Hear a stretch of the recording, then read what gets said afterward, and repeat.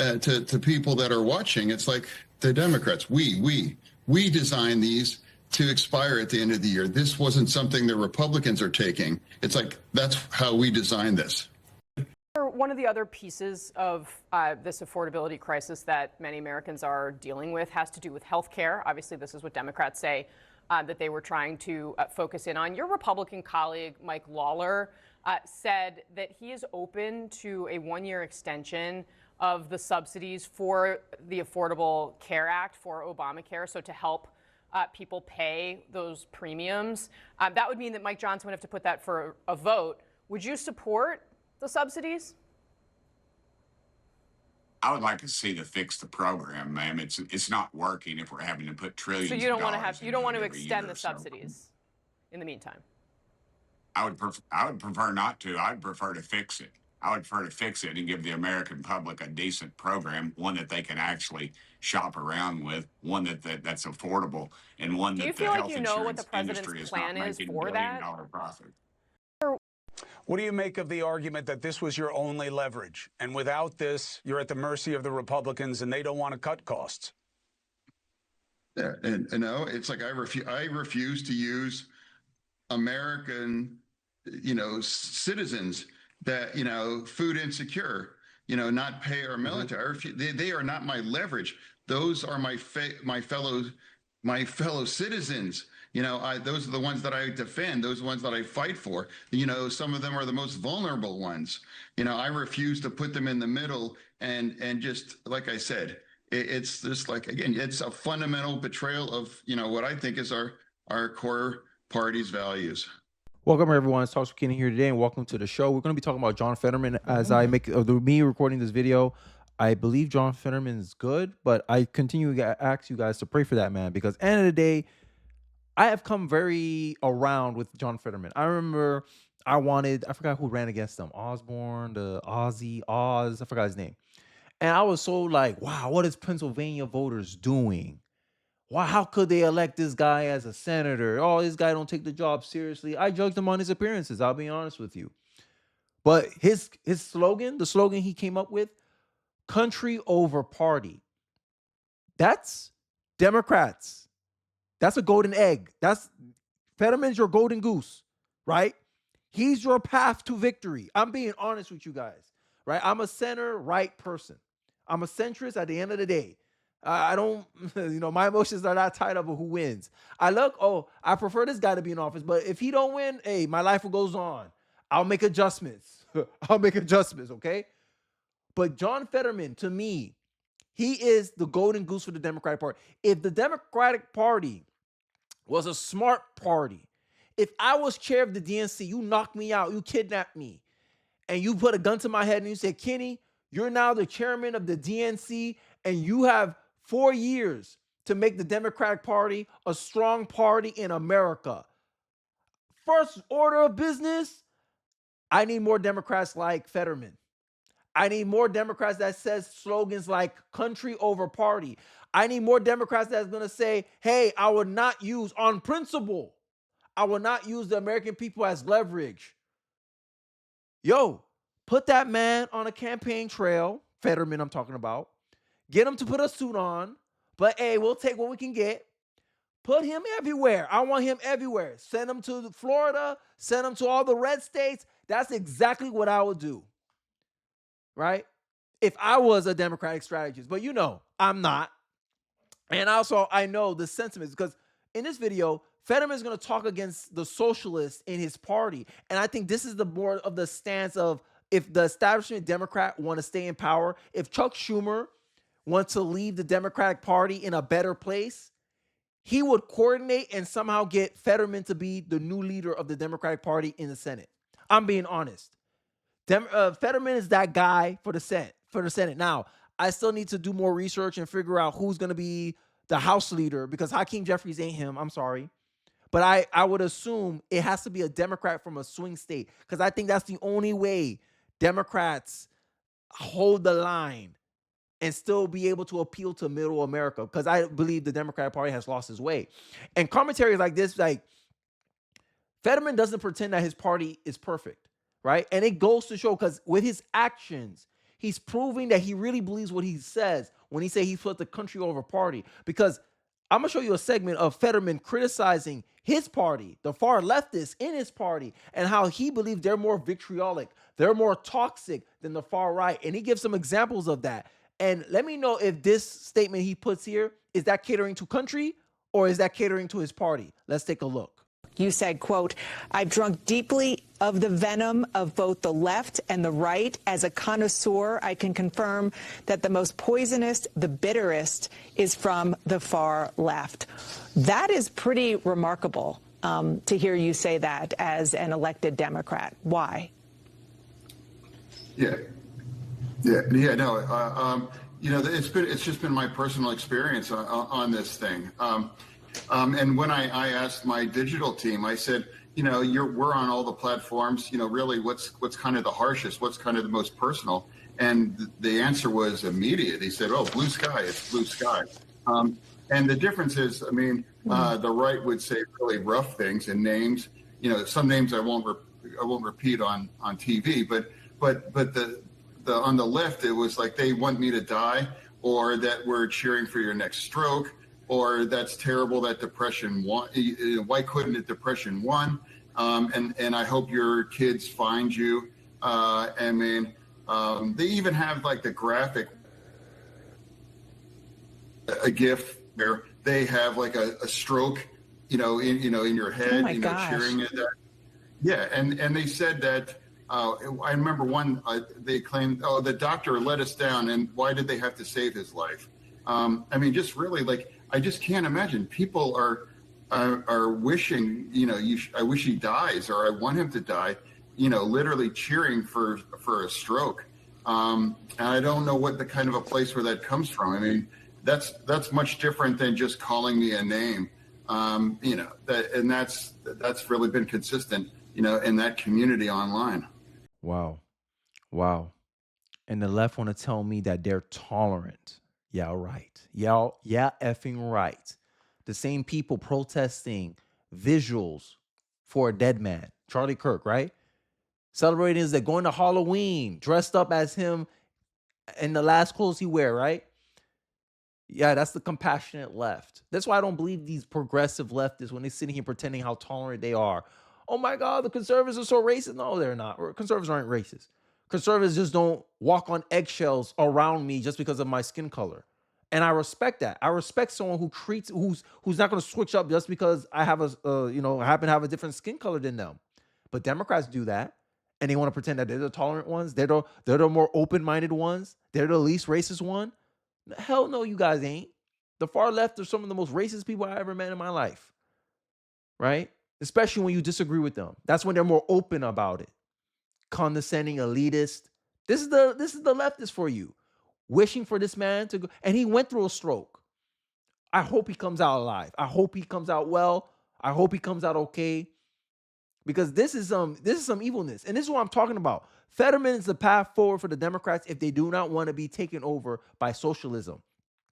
Because this is why I believe Fetterman is so against the Democratic Party taking this socialist slant. Why he's so open about criticizing the Democratic Party, because he sees what most Americans see. We don't like communism. I'm sorry. As much as liberals love social programs, they don't want socialism. And New York just elected Mandami, and people are already leaving. I'm hearing prices in West Palm Beach. Luckily, I don't live in South Florida anymore, but West Palm Beach, Miami, I'm hearing disgruntled people in my family like, why they gotta elect this guy? Now they're gonna come here. I'm just joking. It's a good problem to have, right? But this is what Fetterman is trying to wake his party up from. We don't need to go by this way, right? He won in a swing state, a state that Democrats need to win, Pennsylvania. And instead of listening to him, you're gonna listen to what's his name, AOC in New York. Deep Blue New York. If you wanted to test what kind of Democrat can help you win nationally, an AOC, a Gavin Newsom, or a John Fetterman, it's John Fetterman hands down and twice on Sunday.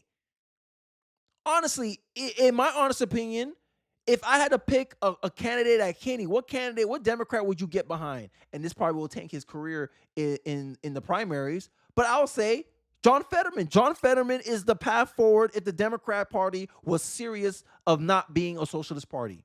They'll pick John Fetterman. But they won't do it, though, because John Fetterman wouldn't even make it out of a Democratic primary. And that's the problem.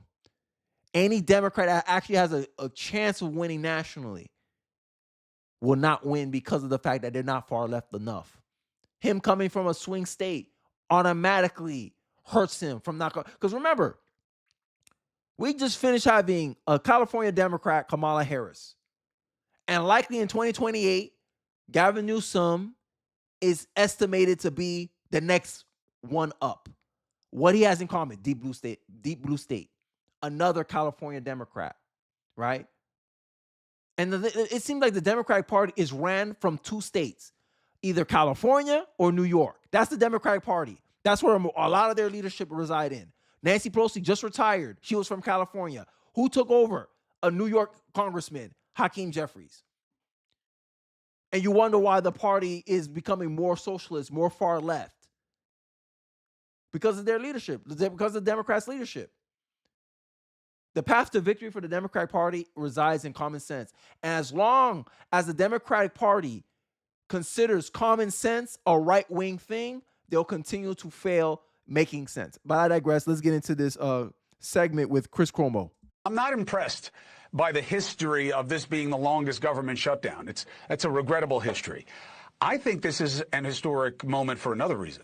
I think the Democratic Party, as we know it, is about to end. I think that this is the birth of the new left. I think the reason that you see so many high-profile Democrats, especially in the House, accusing the Democratic senators for ending the shutdown of basically being traitors. Did you hear AOC? She was literally accusing them of like a conspiracy. And she said, in exchange for nothing. It's really interesting to me. It makes so little sense on the merits that I have to believe it's a ploy. Why? Well, this is what I want to bring up as well.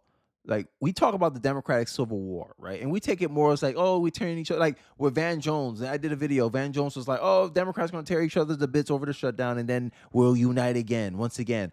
I don't know. I don't know about this time, bro. I don't think so. I think legitimately there's a fracture in there. And I think, some Democrats, you're going to have to pick.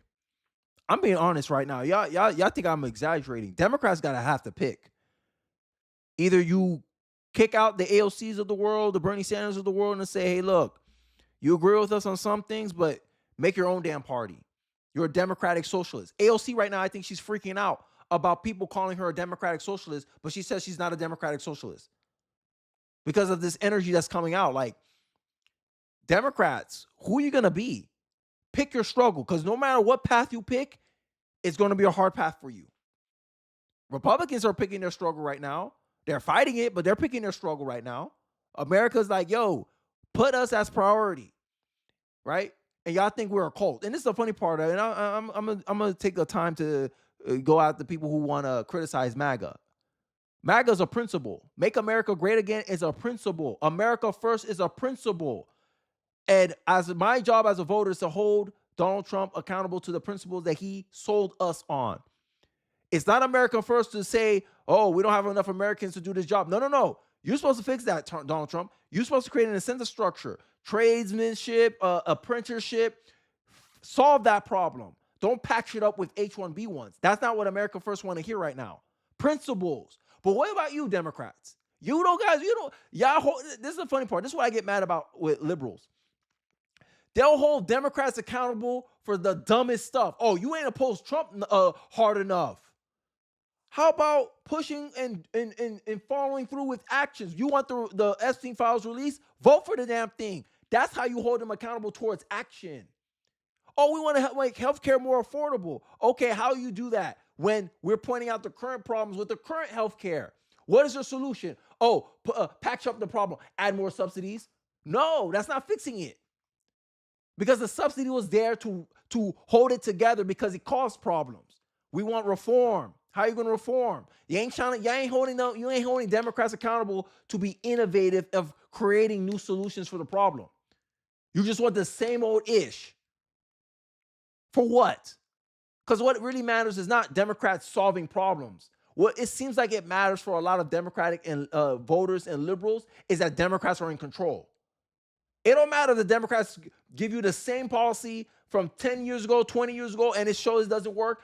All you care about is Democrats are the ones calling the shot. That's the only thing you'll care about. And that's what I call out as political tribalism. Forget about the tricky bit of arguing we should have kept going with this when there are thousands of federal workers and their families not being paid, millions of people in need not getting full SNAP benefits, all the stuff going on with the flights.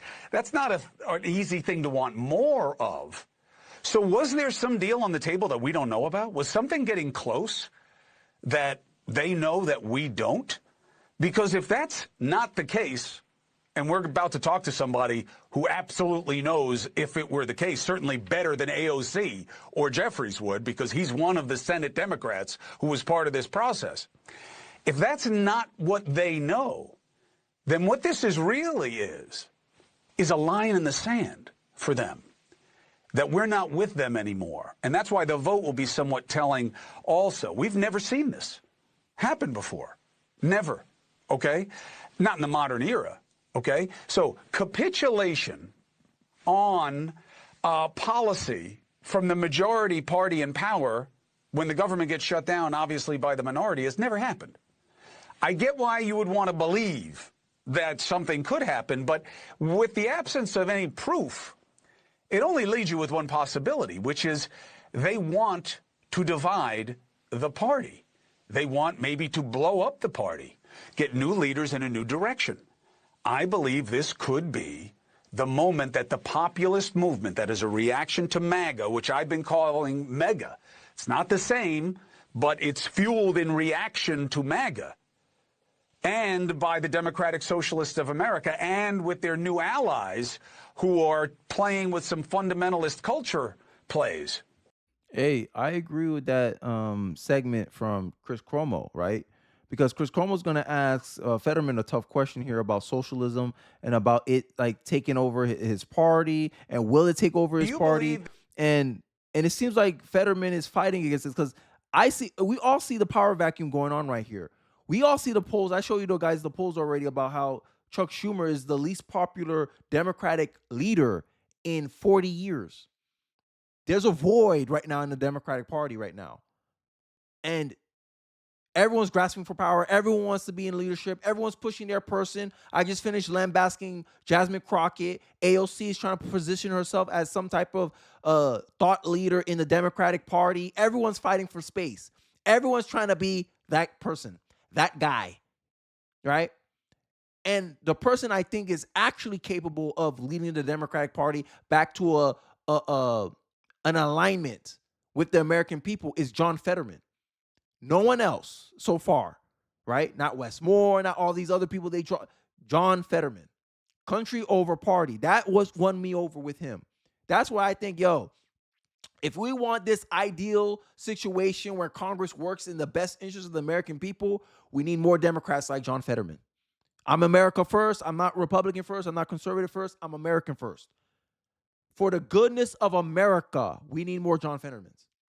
Let me know if you disagree or agree with me in the comment section below, or recommends me someone better or someone you think would be best to lead the Democratic Party, especially in the House. Hakeem Jeffries ain't him. I'm sorry. Bootleg Obama ain't him. I'm just being really honest. But let's take a look at the segment before I give my final thoughts. Do you believe that this may be, at least in part, about your party changing? And the populist movement in reaction to MAGA and the Democratic Socialists, that this may be a moment where they want to take over the Democratic Party? I promise you, America's future and my party's future is not socialism or kinds of outlandish far left kinds of ideas. And it's been a year ago, after we lost the election, a lot of those part of those ideas pushed our party over the cliff. And that's why we're in this situation right now. That's why we're firmly in the minority. And that's why and I'll add to this, and this is one of my commentaries for why I try to advocate for Americans not to vote Democrat. I believe Democrats need to be in timeout because of the way they are right now. I don't think they're beneficial or even helpful to the American people. Now, if you're a deep blue state, deep blue person, you live in a deep blue state, hey, God bless you. But for most of America that lives in red states, swing states, I live in Florida. Some of you guys, you guys live in Michigan. I got some people in Tennessee, right? You don't want to see the Democratic Party go down this road because it opens up everyone's exposure to socialism. If one of these democratic socialists, like imagine Jasmine Crockett as your president. Boy, give me shivers. That's what a nightmare that would be, right? Imagine someone worse. Imagine AOC being your president. Imagine that. That's a scary thought. That's a scary thought. And the fact that John Fetterman, it seems like he's trying to fight this cultural energy. And I think there's only two paths forward for the Democratic Party. Either it gets taken over by these democratic socialists, and there's like a lot of videos. You can go online. You can find those videos of the strategies of these democratic socialists to come in, take over, pretend that they're moderate Democrats, then take over the Democratic Party. Or there's a separation and the Democratic Socialist starts running as their own independent platform as a third party. But, you know, the Democratic Socialists love power too much to do that. But I digress. Let's get back into the video. Lost control of the White House. So some people, you know, if you think that's a solution, that's fine. But it's going to be a competition of ideas, and we know that's not going to prevail. You know, what's going to prevail is common sense. What's going to prevail, you know, choosing this country over, you know, part of the extreme in our party. You know, what's going to prevail is common sense, and I do believe, you know, for me, in the kinds of chaos that we have in this Trump administration, you know, we should respond with order and logic and patriotism, and not shutting down our government right now. And that's where I'm at. And I don't know why that's controversial. You know, that's not a big tent. It's controversial because it doesn't resist Trump, right? You must resist Trump in all his form. Even if he's doing something that's in the best interest of the American people, you got to resist him. Even though he's using tariff money to try to give money to the American people, you got to resist that. Trump can't look good. We have to resist Trump. Blind anti-Trumpism is what's destroying the Democratic Party. And Fetterman is the opposite of that. He's a reasonable Democrat.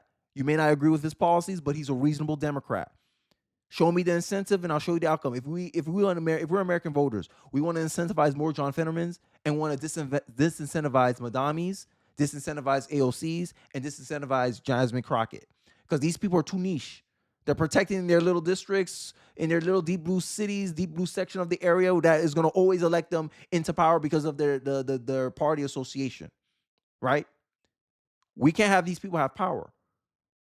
And I think that's the message of why I'm going with this video, and I'm hoping that John Fetterman does well. Party, if you're not allowed to have the opinion that it's wrong to shut our government down and put these people in the middle of it and now referred to as you're a traitor, or, you know, saying all these other kinds of labels. And make it make sense. Republicans have this all the time with Tom Massey, Ron Paul, Rand Paul, sorry, not Ron Paul. But even then with Ron Paul, conservatives always get on them. Always, oh, you're not getting along with the agenda. You're not falling in line. We'll primary you, right? Republicans have their own version of this. But to wish death on that man, wow. And this is what it talks about. This is why I believe the Democrats, leftists, liberals, the extreme liberals, the woke liberals especially, they can't debate on ideas. They can't have any conversation. This is why they have no ability to persuade.